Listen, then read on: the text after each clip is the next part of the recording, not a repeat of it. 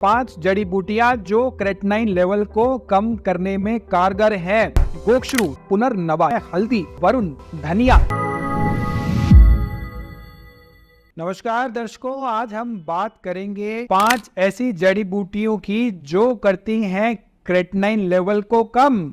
जी हाँ, 5 जड़ी बूटियां जो क्रेटिनाइन लेवल को कम करने में कारगर है। ये 5 जड़ी बूटियां हमारे शरीर के लिए अमृत तुल्य हैं, अमृत समान हैं।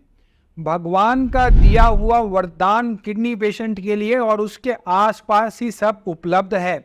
मैं डॉक्टर पुनीत कर्मा आयुर्वेदा में एक बार फिर से आपका स्वागत करता हूं और 5 जड़ी बूटियां जो किडनी पेशेंट के लिए अमृत समान है, उसमें से नंबर 1 है गोक्षरू। जी हाँ, गोक्षरू। गोक्षरू में एक बहुत अच्छी प्रॉपर्टी होती है नेचुरल डायूरेटिक की। ये एक प्रकार की नेचुरल डायूरेटिक है। डायूरेटिक वर्ड हमने बहुत बार सुना है और बहुत बार इस बारे में चर्चा भी की है। डायूरेटिक वो होता है जो किडनी से प्रेशर बना के यूरिन का आउटपुट बढ़ाए। तो एक प्रकार का डायूरेटिक होता है जो एलोपैथी में दिया जाता है, डाइटोर या लेसिक्स, जो कि एक आर्टिफिशियल डायूरेटिक होता है। लेकिन जो ये डायूरेटिक गोक्षरू है, ये एक प्रकार का नेचुरल डायूरेटिक है, यानी कि ये किडनी पे जोर नहीं डालता है यूरिन आउटपुट बढ़ाने के लिए और किडनी पे किसी भी प्रकार का दबाव नहीं पड़ता है इस डायूरेटिक की वजह से।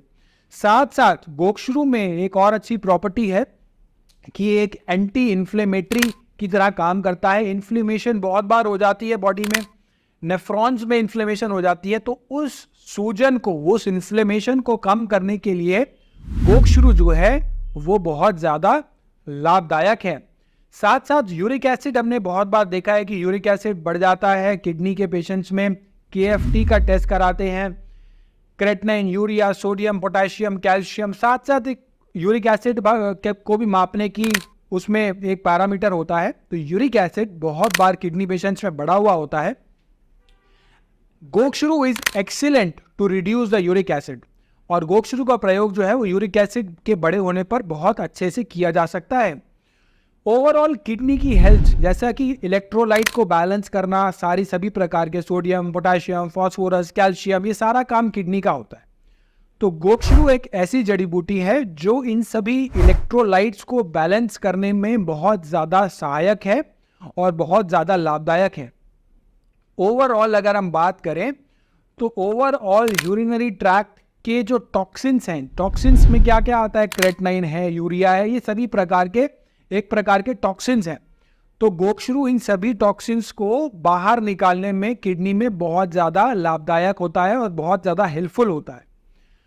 दूसरी जड़ी बूटी जो है वो है पुनर्नवा। जैसा कि नाम से ही प्रतीत हो रहा है, नाम से ही पता चल रहा है, पुनर्नवा यानी कि दोबारा से नया जो कर दे, जो इस तरह की कैपेसिटी जड़ी बूटी रखती है उसका नाम है पुनर्नवा।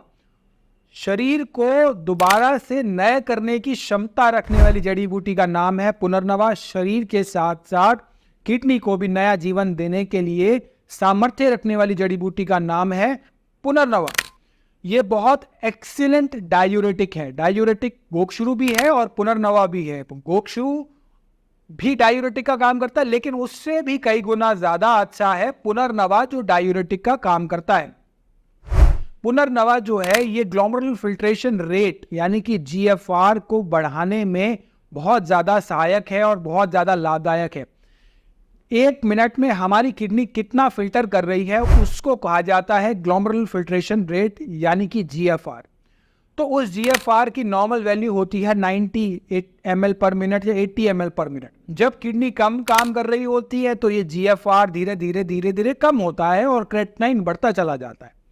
उस जीएफआर को बढ़ाने के लिए, किडनी की कार्य क्षमता को दोबारा जागृत करने के लिए, पुनर्जीवित करने के लिए पुनर्नवा जो है वो बहुत ज्यादा हेल्पफुल होता है।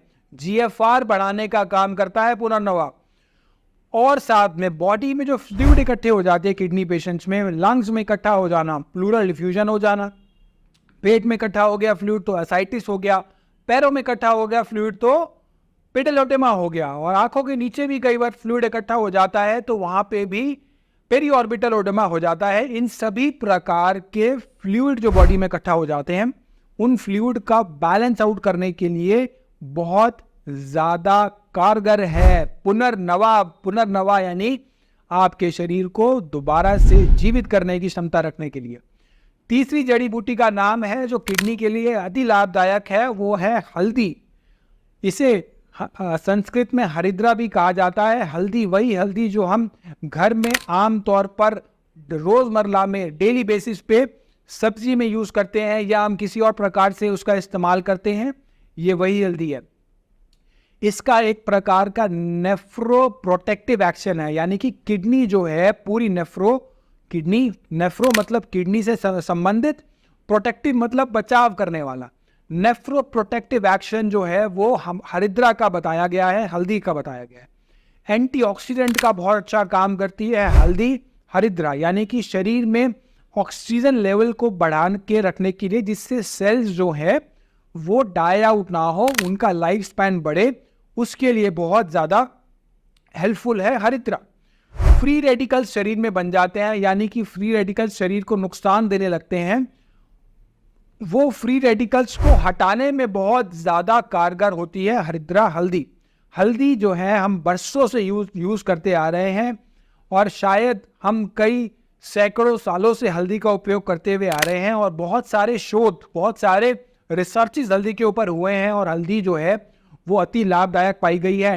एंटीबायोटिक का भी काम करने के लिए लाभदायक पाई गई है और बहुत एक अच्छी जड़ी बूटी आज की डेट में मानी गई है, जो हम लंबे अरसे से प्रयोग करते आ रहे हैं। आज उस प्रयोग के ऊपर अमेरिका की भी मोहर लग चुकी है कि हल्दी जो है वो एक प्रकार का एंटीबायोटिक का भी काम करती है। चौथा जो जड़ी बूटी है जो किडनी पेशेंट के लिए वरदान है वो है वरुण नाम की जड़ी बूटी।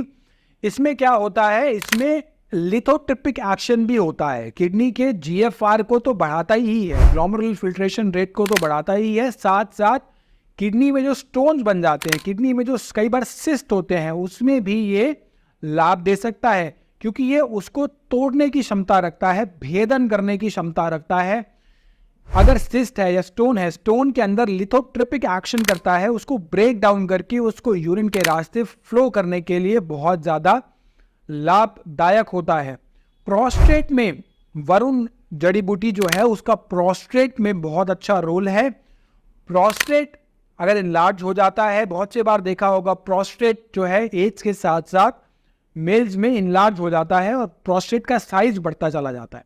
समय रहते अगर इसका इलाज ना किया जाए तो प्रोस्टेट कैंसर के रूप में भी ये परिवर्तित हो जाता है। उस बड़े हुए प्रोस्टेट को नॉर्मल साइज करने के लिए वरुण का बहुत अच्छा रोल है और बहुत अच्छे से ये उसको धीरे धीरे करके नॉर्मल साइज में ला सकता है। मेटाबॉलिक करेक्शन यूरिनरी इलेक्ट्रोलाइट्स के लिए करने के लिए वरुण का बहुत अच्छा रोल माना गया है। साथ में सीरम लेवल यानी कि सीरम क्रेटिनिन, सीरम यूरिया और इलेक्ट्रोलाइट बैलेंसिंग के लिए वरुण का बहुत अच्छा रोल है। जैसे creatinine, urea, sodium, potassium, calcium, phosphorus, ये सारी चीजें किडनी बैलेंस कर रही है। इसमें से सीरम क्रेटिनिन और सीरम यूरिया, सीरम की जो लेवल पे जो चीजें हो रही हैं वो सारा वरुण बहुत अच्छे से हमें उसमें हेल्प कर सकता है उसको मेंटेन करने के लिए। साथ साथ जो बाकी इलेक्ट्रोलाइट्स हैं उन इलेक्ट्रोलाइट की बैलेंसिंग भी ये बहुत अच्छे से करने में कारगर है। पांचवी जड़ी बूटी का नाम है धनिया। धनिया जो है वो किडनी पेशेंट्स में कम मात्रा में इंप्रूव किया जा सकता है, उपयोग किया जा सकता है कम मात्रा में। यूरिनरी ट्रैक्ट इन्फेक्शन में जो है यूटीआई में धनिया का बहुत अच्छा रोल है। जलन होना, पेशाब कम आना, बहुत से कॉमन कंप्लेंट्स होती हैं, तो उन सब केसेस में आपने सुना भी होगा धनिया का पानी नॉर्मली पीते हैं जो किडनी पेशेंट नहीं है, उसके बहुत ज़्यादा उपयोग होते हैं। उसी प्रकार किडनी पेशेंट्स भी कम मात्रा में धनिया का प्रयोग कर सकते हैं।